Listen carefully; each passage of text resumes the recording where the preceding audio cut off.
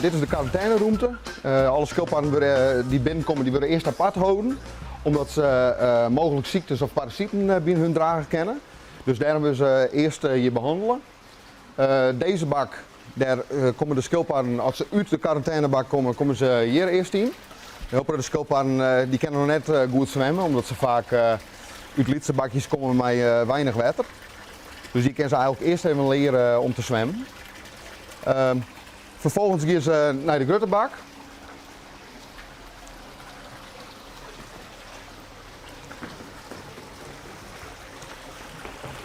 Deze bak is ongeveer 44.000 liter water. En dat is voldoende om daar een paar duizend schildpadden in te houden.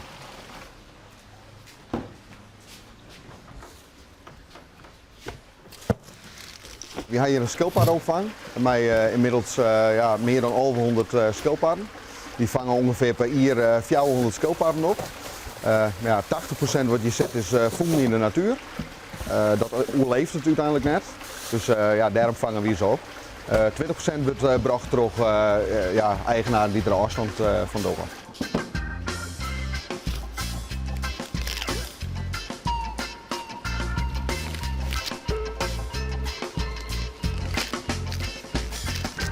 Ja, het is een beetje uit de hand rond hobby eigenlijk.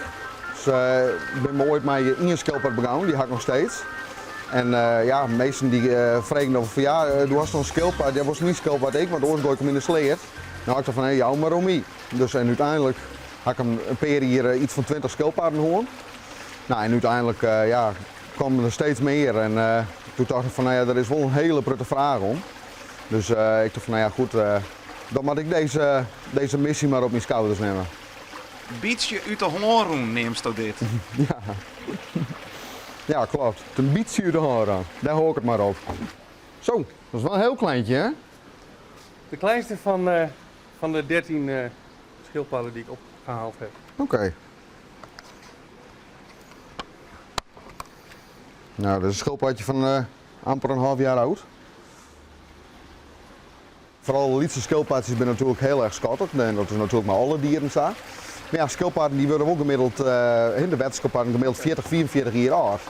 En dan moet je toch elke week of 1 of 2 keer de bak verschijnen. Dus ja, en dat is 40, 44 jaar terug. Er zijn maar weinig mensen die dat volhouden. En hoe lang is dit volhouden? Want ze kunnen dus heel oud worden. Ja, klopt. Ja, dus uiteindelijk had ik een beste erfenis voor met mijn oude schildpadden. Dus we zullen zien hoe dat komt. Voor mij zullen het in ieder geval levenslang werden.